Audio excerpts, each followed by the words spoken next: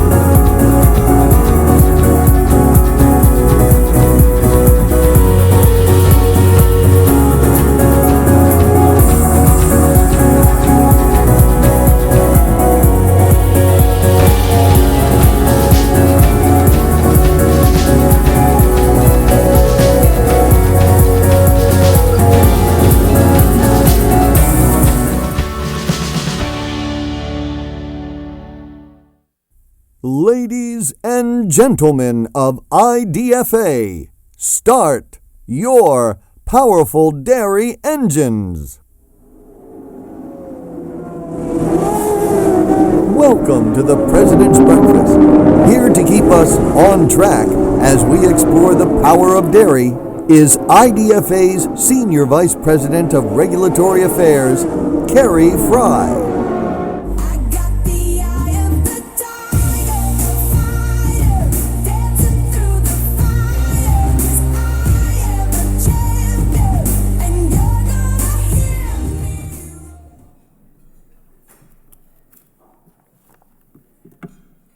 Good morning and welcome everybody. Thank you for being here. And welcome to those of you joining us live stream. Our live stream is brought to you by International FC Stone.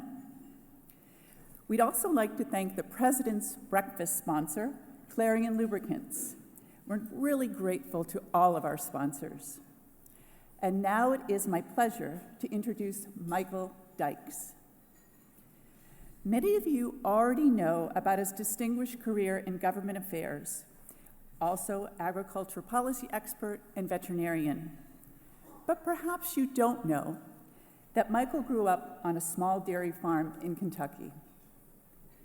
His knowledge of the business world, combined with his experience as a veterinarian, has given him a unique perspective for the whole dairy industry. That's why he's worked so hard to remove obstructive tariffs that harm both dairy farmers and dairy processors, and why he's also fought so hard for the US-Mexico-Canada agreement. He has incredible insights into Wall Street, international government affairs, and he knows firsthand what it takes to get up every morning at 4 a.m. to bring dairy products from the farm to your kitchen table. IDFA is very fortunate to have the benefit of his business acumen and his down-to-earth experience. Michael truly exemplifies the power of great leadership. Please join me in welcoming Michael Dykes.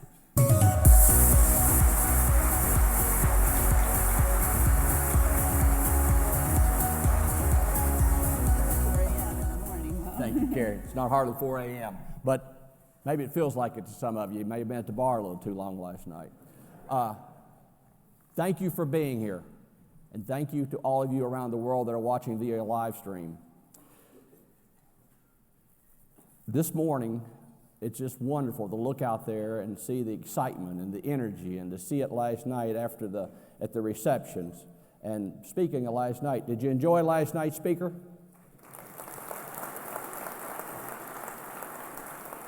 What an amazing guy.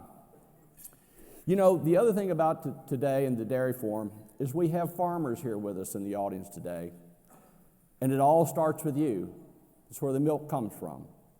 We have processors who turn the milk into valuable, nutritious products for the consuming public. And we have the retailers who put those products on the shelves and makes it available to the consumers. And we have the suppliers, the manufacturers, the financiers who provide the capital.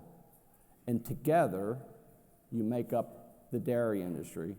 And the dairy industry is in this room this morning, all 1,147 of you, a record for Dairy Forum.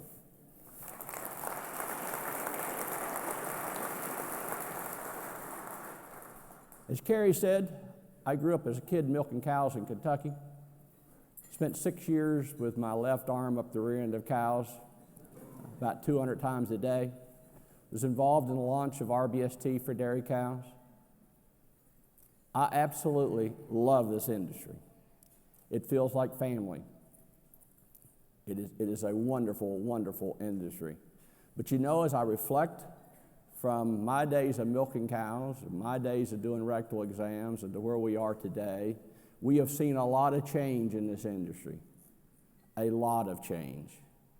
And last year at Dairy Forum, I talked about change.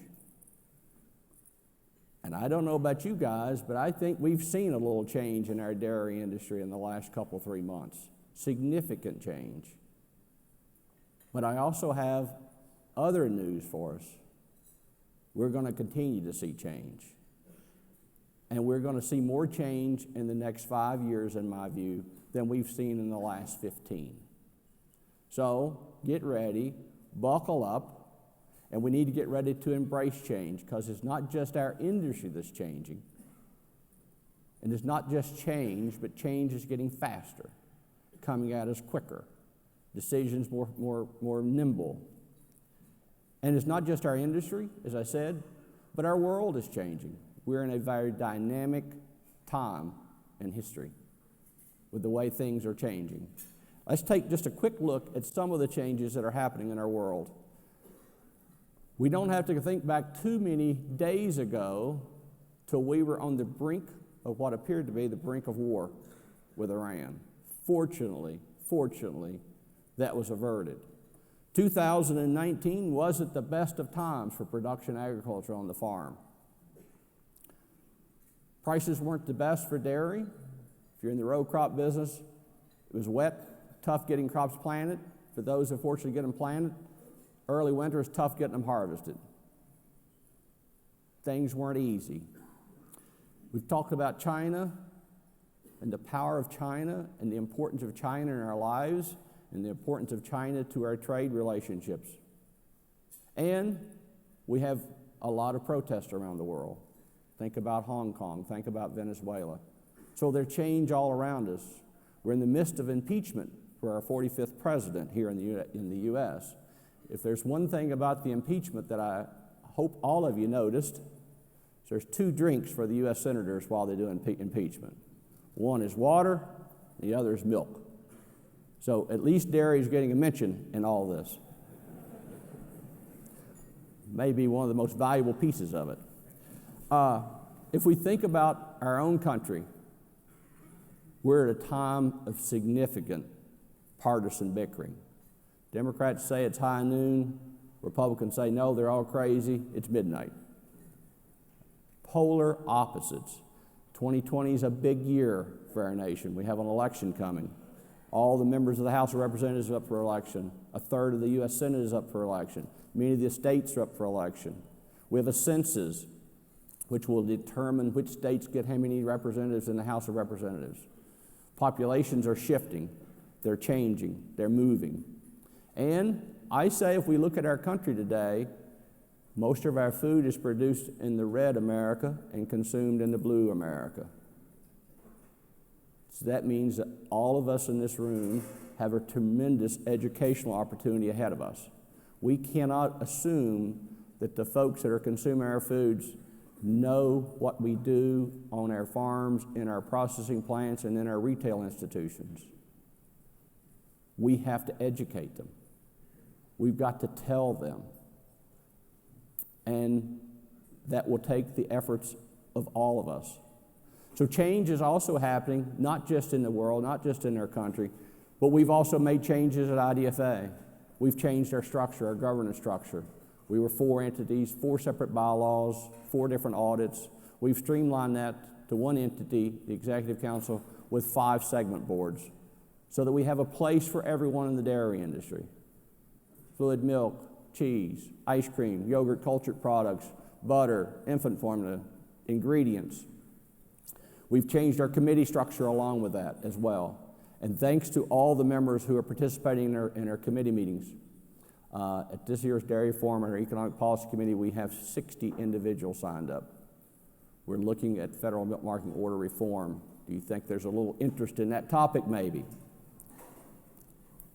If we think about other changes that we've made, we've had to change our focus. We've focused on trade, and fortunately for our industry, the last few months have been very positive for trade. We've seen the passage of the USMCA. We've seen the signing of a deal with the U.S. and Japan, signing of a deal with the U.S. and China, 4 of our top 5 markets. 4 of our top 5. China has the potential to be a $23 billion market for U.S. dairy in 10 years if we get the relationships right.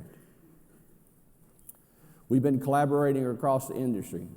When I came here I brought a theme, a view, a vision of increased collaboration, increased trust. We've worked with USDA and with new coalition partner, Feeding America, and with MilkPEP to encourage USDA to do, for the first time ever, purchase fluid milk for food banks. And over the last couple of years, we've had $253 million of purchases of dairy products by the U.S. government, going to food banks, going to those who need it most, and hopefully as a result of that, we may generate a new generation of milk drinkers, of people who like dairy and see positive things with dairy. We're also pleased, I think Jim Mulhern's here this morning with National Milk Producers Federation. Known Jim for many years, very pleased to see our organization collaborate with National Milk and make changes to the federal milk marketing orders in the last Farm Bill. Doing things that people said would never, ever be done, but because you guys all came together, you worked together, you sought mutual interest, we're able to do things. The other thing we're working on is aligning federal funding with the federal policy. We're trying to get dairy as a part of the SNAP program, Supplemental Nutritional Assistance Program, the old food stamp program. Fruits and vegetables are always viewed as things that we need from a policy perspective to encourage more consumption of. So what we're trying to do is get dairy seen as good for you, so that we want to see encouragement of increased consumption of fruit, vegetables, and dairy. We have $1 million appropriated for that in our next fly-in. We will be working on getting additional appropriation. We're using this as an opportunity to leverage the diversity of our membership. Our retail members are working with our processing members, and we're working with third parties to do a couple of pilot projects around the world so that we can collect data to show that this program will actually work and will actually bring benefit. We need the expertise of the retailers on how do you do SNAP transactions at the grocery store. Gives us credibility. We're also working on research. We have appropriated funds of $3 million for USDA Agricultural Research Service to do research on the ice cream products that don't make it into the final product. I firmly believe 20 years from now there'll be value in that stream, much like the waste stream of today. So we talk about change. We've seen change. Change is here. We have some decisions to make as an industry. We can resist it. We can act like it's not here. We can cling to the past. In agriculture, we sometimes have a tendency to do it the way we've always done it. And once you have children, you get asked that question all the time. Why do you do it that way? And sometimes you run out of answers because it's like, well, short answer is because we always have. We can embrace it. We can help it evolve. We can lead it, but we cannot stop it. We cannot stop it. It's going to happen. And I think Henry Ford said it best. If we always do what we've always done, we'll always get what we've always gotten. So perhaps if you like what you've always gotten and you like where you are today, maybe you keep doing what you're doing. But if you have a view of a better future, if you have a view of better things to come, and if you recognize that change is coming, you should participate in that and help lead it, rather than let someone else determine that for us. Let's take a look at two companies of how they address change and how they thought about change. Two names that everyone in this audience is familiar with, Kodak and IBM. So if we think about Kodak, all of us remember the days of film, getting film developed, and cardboard boxes full of family photos. In 1975, Kodak engineer came forward to the management team and said that he had invented a way to have a digital camera. The management team said, go away. We're the world leader in photographic film. We don't want any digital cameras. 2012, Kodak declared bankruptcy. They missed the technology shift. If we take another look at another company, IBM. IBM was the leader in computers. They had the PCs loaded with Microsoft Windows. They were top of the world. Then the PC clones came in, same Windows, cheaper components, undercut them on price, took the margins out, made it a volume game.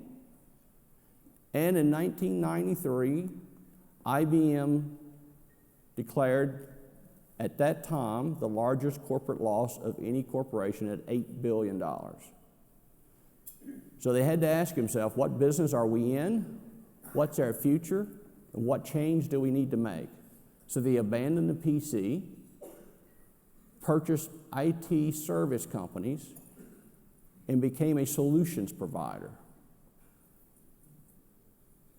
A new business. They ask themselves, what business are we in? And you see their ads on service on TV today.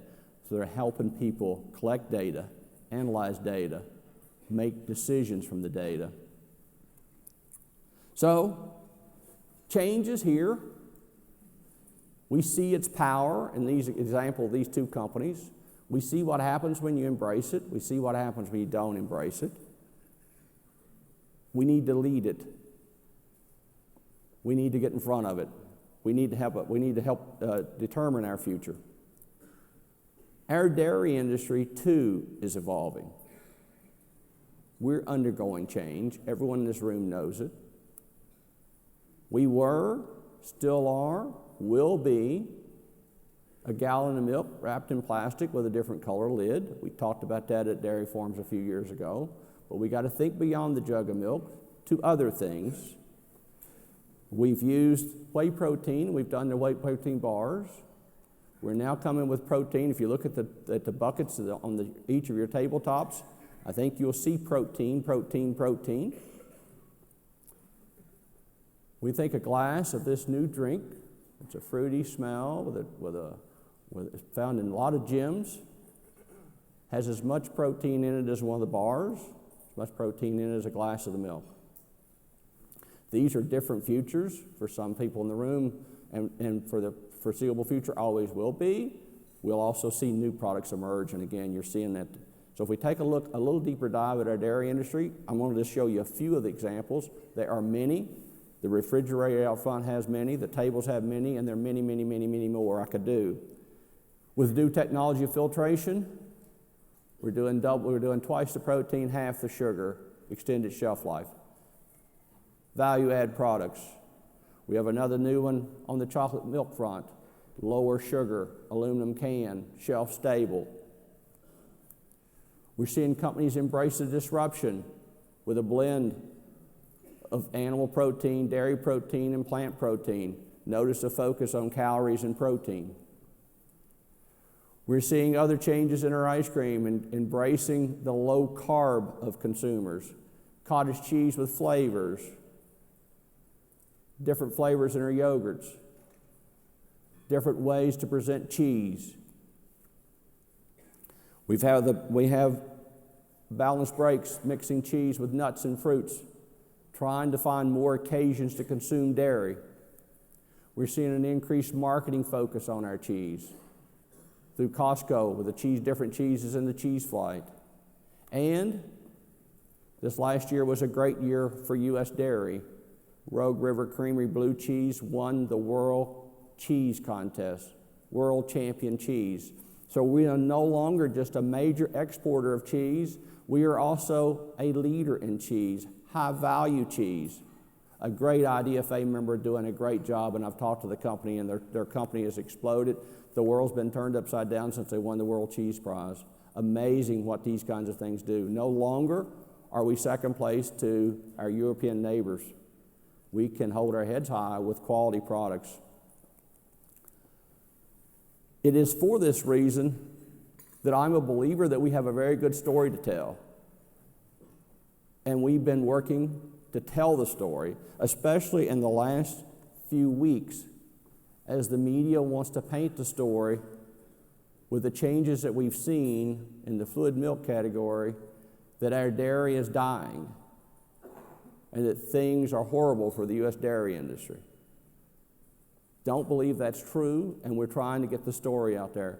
If we look at dairy consumption since 1975, USDA data, dairy consumption has been increasing. We've had 22% growth over that time period.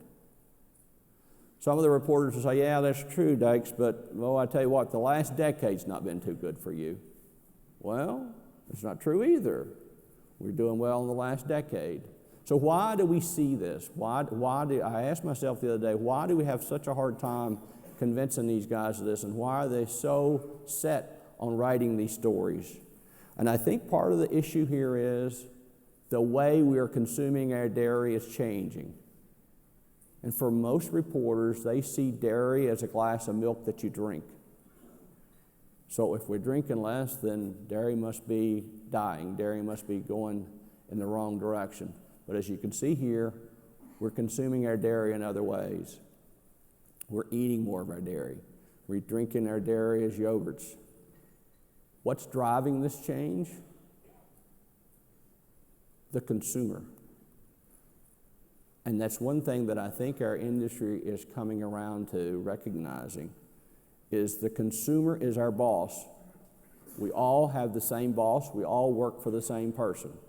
Whether we are a dairy farmer, whether we are a dairy processor, or whether we are a retailer, the consumer is our boss.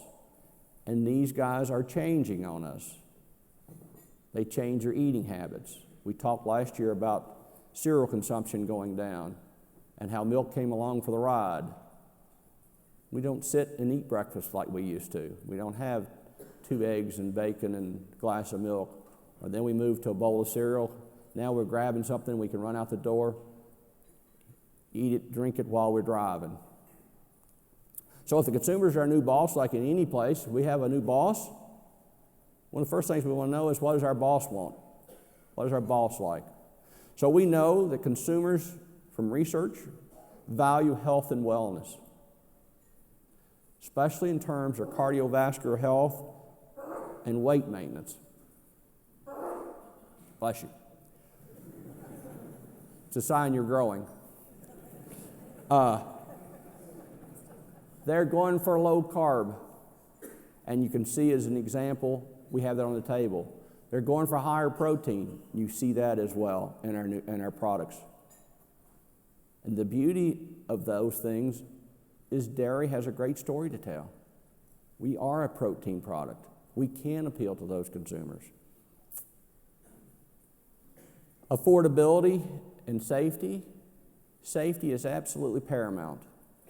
We have to have food safety.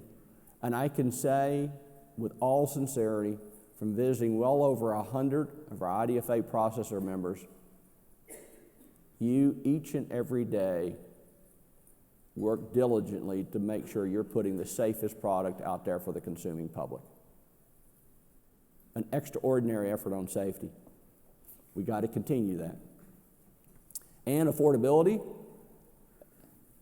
We're blessed with the cheapest food supply, safest food supply, most wholesome food supply of any place in the world, and consumers continue to expect it. Ability to meet specific nutritional or value-based characteristics.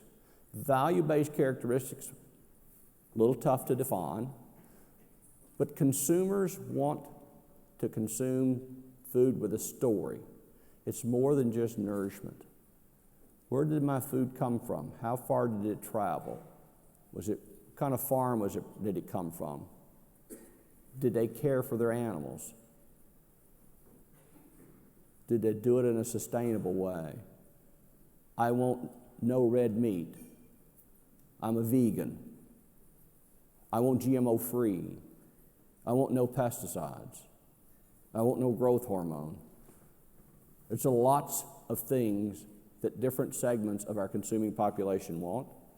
And speaking of sustainability, I want to spend just a little bit of time on sustainability because I think our dairy industry if you hadn't been already, we got exposed to sustainability just a few days ago with our good friends at Starbucks. Again, it's change. Won't be the last time. And we as an industry need to be prepared for those kinds of things, and we need to be ready to talk about it. As I think about sustainability, and as I reflect on all the visits that I've made, I can say our processor members are focused on sustainability. Doing more with less, producing more product with less water, putting the water back in the environment cleaner than we took it out. Our farmers are focused on sustainability with no-till row crops, soil health, manure and waste management, use of water, use of energy, production of energy. We as an industry are embracing sustainability, and sustainability needs to be good for business. We need to sustain the businesses, but it also needs to be good for society. So we know from research what consumers think about sustainability. 59%, or roughly, 6 in 10, say that sustainability is important to them when they purchase a product for various reasons. Less pesticide use, environmentally friendly, and so on. Less waste. We also know that 7 in 10 consumers say they're willing to pay more for a product if they think it's produced in a sustainable way. In other words, if they think it matches their values. So if we look at what does sustainability include, animal care. It isn't a question of whether we have another video about animals and how animals are cared for on your dairy farms. It is when. And with the Farm 4.0 program and the adoption across the entire industry, a tremendous step. Many will go further than that with third-party verification and additional requirements. All part of change, all part of evolution. Environmental stewardship, land, air, water, soil, all those things are part of that. Ensuring a workforce and a workplace well-being, societal benefits, not just good for the shareholder, but also good for other stakeholders. Is it good for your employees? Is it good for your communities? Is it good for the supply chain? Is it good for society? We're seeing more and more companies, organizations take this on, and the Business Roundtable, which is the top U.S. companies, all change and increase their focus beyond just the shareholder to a broader set of stakeholders. We're all going to need to do that. Harnessing information technology to create conditions for growth across our industry. Technology makes us more efficient. Sustainability, with a lot of our metrics, are efficiency metrics. Producing more output per unit of input plays a big role in what we do. I've given a list here, but again, the definition for sustainability is broad. I think perhaps the announcements last couple weeks from Starbucks are instructive. Their sustainability lead said basically everything is on the table. So when we think about the definition of sustainability, perhaps we need to broaden it. And we have a fantastic panel here at Dairy Farm on sustainability. Representative from Glanbia giving us some ideas of things coming maybe from Europe and from Ireland coming to the U.S. as well as the U.S. consumers. Costco talking about a major retailer. Nestle, a great member of the dairy industry, a global food company. And Rabobank talking about how the finance community is thinking about sustainability and their lending practices. And we probably saw some of that driving the Starbucks decision with BlackRock involvement last week. Technology is a powerful tool. Technology is here, and technology is driving change. Technology is driving change across our industry. We think about today's farms. I tell people every day, I grew up on a farm. You talk to many people, oh yeah, I know about farms. I go, well, when were you at a farm? Well, when I was in high school, I went to visit my grandparents' farm. I tell people, if you haven't been on a farm in the last 5 years, you are out of touch with what's happening on today's farms. You have no clue what's going on in today's farms. It's amazing. Gene editing, we may be able to edit the horn gene out so we don't have to dehorn our young stock. Plant genetics and what we're doing with our row crops and the efficiency we're getting. It's absolutely phenomenal.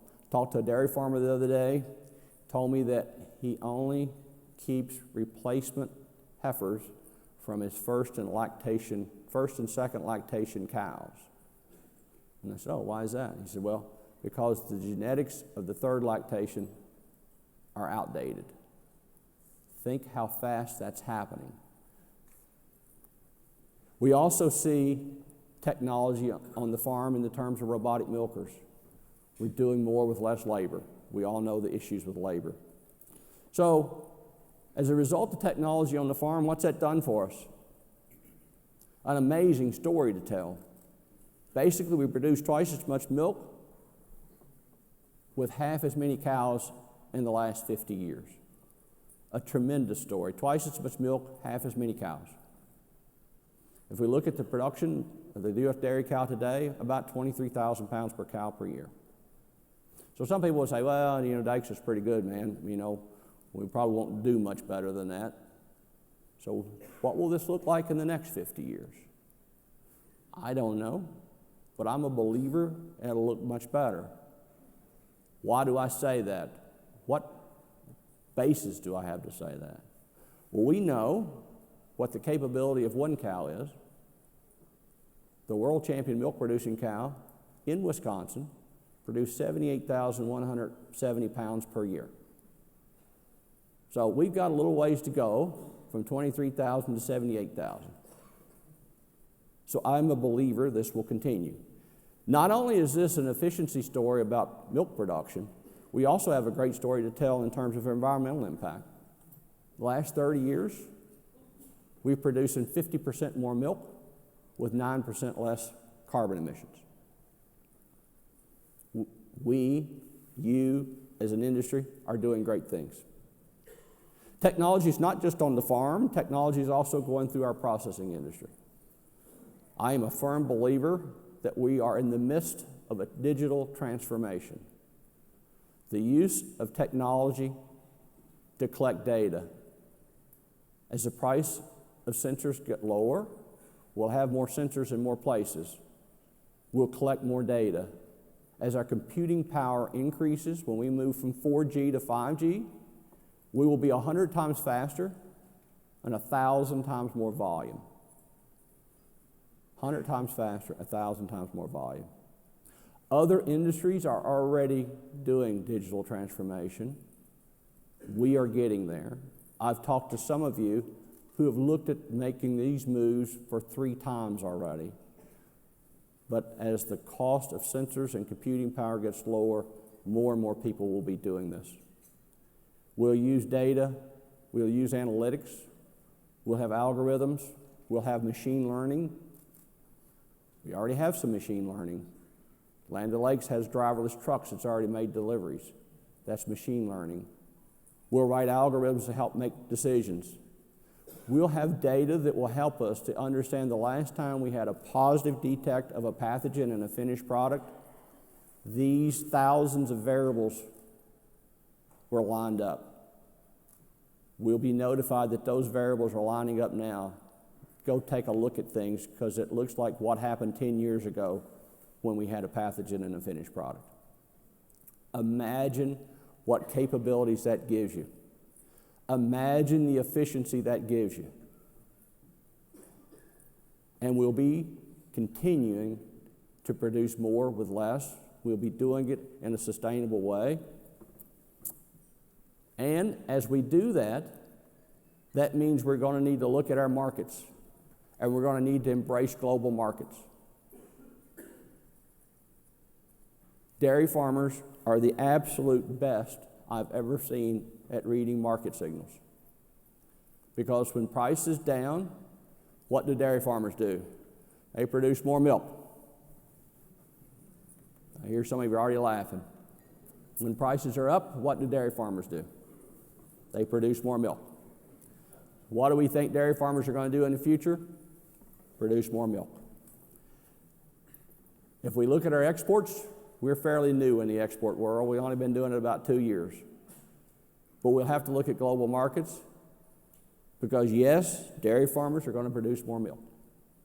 USDA says in the next 10 years we'll have another 33 billion pounds of milk coming at us. So what are we going to do with this milk? Well, if we extend our current consumption patterns to where we are, looks like about 1/3 of this, or 11 billion pounds, will need to go to the export market above and beyond what we are today, and the other 22 billion will be in the domestic market if things continue as they are. As we think about the global markets, that means we're going to need trade agreements. So we talked about USMCA, Japan, China. We need to be looking at the other members of the TPP, Southeast Asia, for example. We're going to need trade agreements. Our competitors are aggressive in doing trade agreements. We need trade agreements that give us market access, give us a level playing field so that we can compete. It's going to be essential for us. We at IDFA, working with our trade committee, have a target list of countries that we need to see more trade agreements with. Malaysia, Vietnam, Indonesia, you name it. We're blessed. We also have our U.S. Trade Ambassador, Greg Dowd, here with us at Dairy Farm. The folks at USTR do a tremendous job for all of us in this industry. And a little known fact, we think about an agency like USDA, they have about 150,000 people. An agency like USTR has about 220 people. You talk about working, you talk about networking, those people work, and they do a tremendous job for us. So if we think about all this change and we talked about, one thing we know is going to be required is leadership is going to be required. If we're going to take this industry forward, if we're going to do the things we need to do, if we're going to take the additional milk to a changing consumer that's our boss, leadership is going to be required. We're going to need to think about our organizations, and you heard some of that last night. Is your organization ready for today's marketplace? Can you attract and retain and develop the leadership you're going to need to take your organizations forward? One of the things I have found extremely interesting at this dairy farm already is the number of people in this audience who are leading companies and organizations and you're brand new to the dairy industry. And I think that's a wonderful thing. We need diversity of opinion.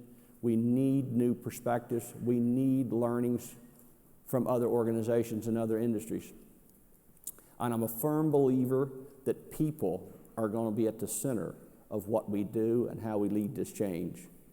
So at IDFA, we have developed an effort, a people strategy that we refer to as the power of people. We've launched our next generation leadership class last year, and they are all here at Dairy Farm this year. So if you hadn't had a chance to meet them, meet them. These are the group of folks that are going to be leading our industries into the future. At this Dairy Farm, we launched the Women in Dairy Network, and I'd like to thank these two tables of our Women in Dairy Network Advisory Committee. Tremendous group. The interest in this is phenomenal. We've had 230 women register to join the Women in Dairy Network already. Diversity of opinion, diversity of view is going to matter. Goldman Sachs said this week that they're not going to take another company forward for an initial public offering unless one of the board members is a diversity person.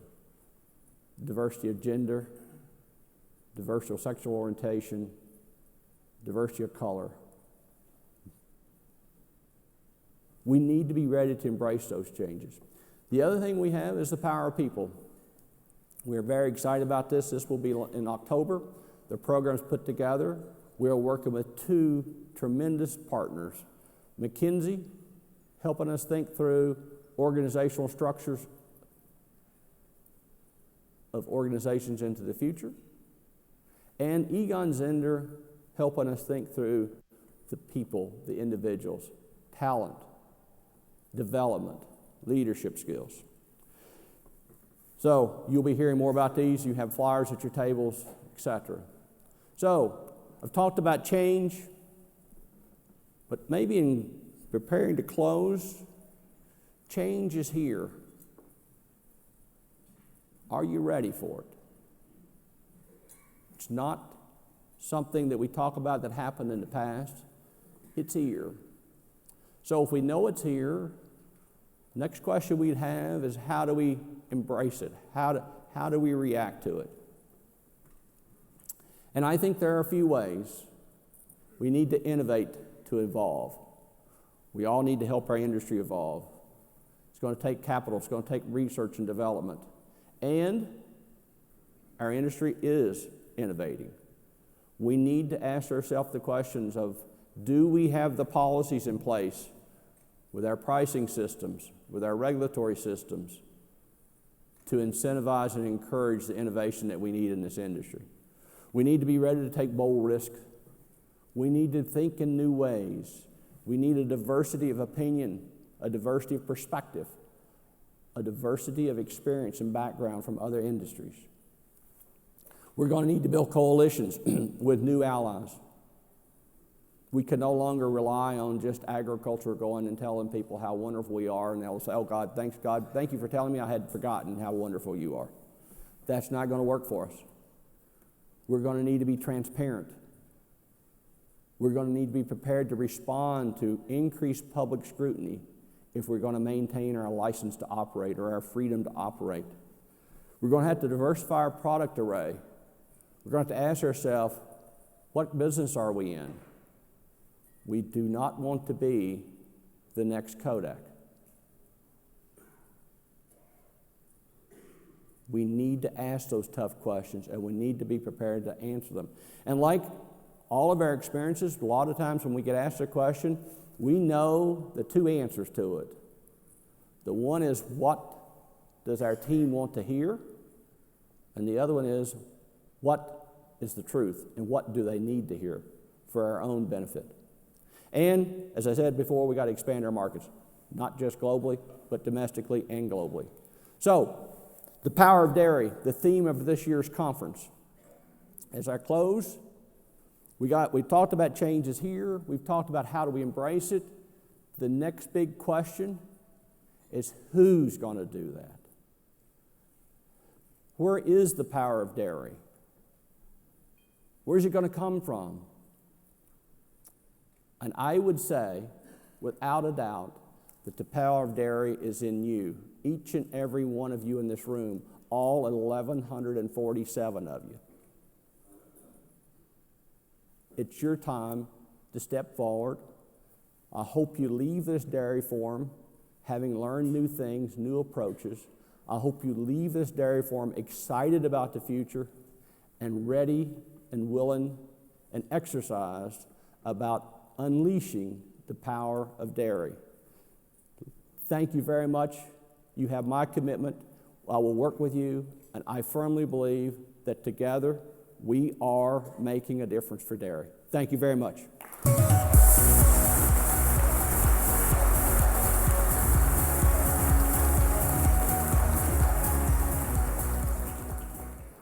I have to say, in addition to the President's address, I have one more duty that I have to do this morning. And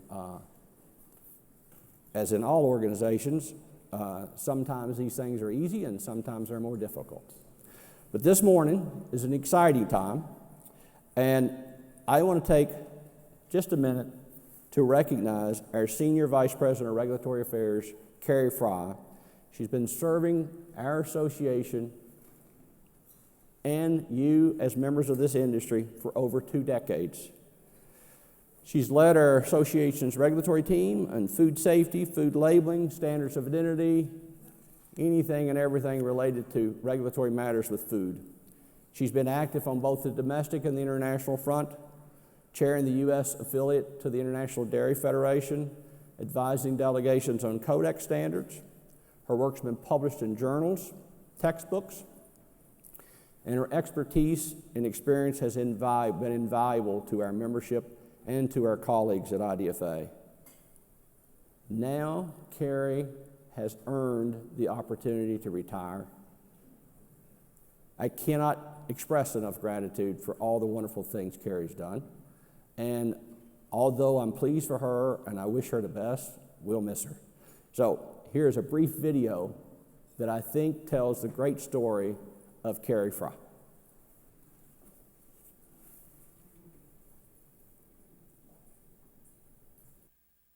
When I think about Kari Fry, Kari. I always heard this, Kari, and didn't really know what that was all about. Kari Fry is a franchise player. She is the rock here at IDFA. Kari has been an incredible asset for IDFA. You know, whether she was troubleshooting on nutrition labeling or a go-between on an issue with FDA or working through tedious international standards, she always gave it her very best. I tell you, it takes a special person who can, in 1 minute, go on Dr. Oz, talk about sweeteners, and also that afternoon go out and beat us in golf. We have a question, you either had an answer, got an answer, or made a committee and got it done. She's really one of those stones, one of those pillars. That's why we have such great respect, because you've always cared for whoever has an issue, you're always there for us. Kari has also brought women together in our industry, and I love her for that. So I just wish her the very best in retirement, and love and hugs to you, Kari. Kari, thank you for all you've done. Love working with you. So proud to call you a teammate, and I wish you the best of everything. All the best, Kari. Kari, please join me.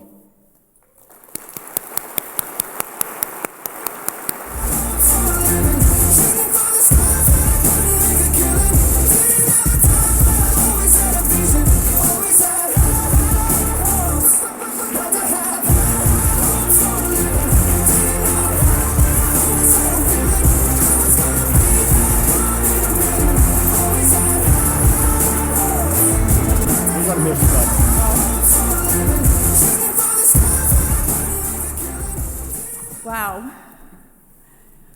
I have to say, I am just truly honored and really overwhelmed. First of all, to have so many friends and colleagues here today recognize me for this. You know, I never imagined when I started my career in the dairy industry 40 years ago, when I was reading a Babcock milk fat test as a lab technician, or I was climbing into a stainless steel silo to do a check on sanitation, that I'd have this amazing opportunity to work for IDFA, and as we say, and I really believe, make a difference for dairy. I am so grateful to Tip Tipton for hiring me and challenging me, for Connie Tipton for inspiring me, and Michael Dykes for giving me the opportunity to be a leader. I feel so fortunate to love the dairy industry and to find the love of my life, my husband Gary, through the dairy industry. It's really been a privilege to represent the dairy industry in Washington, D.C., with state regulatory agencies and internationally.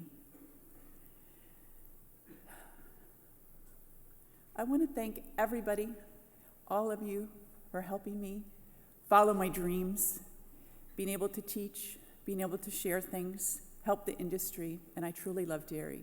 Thank you.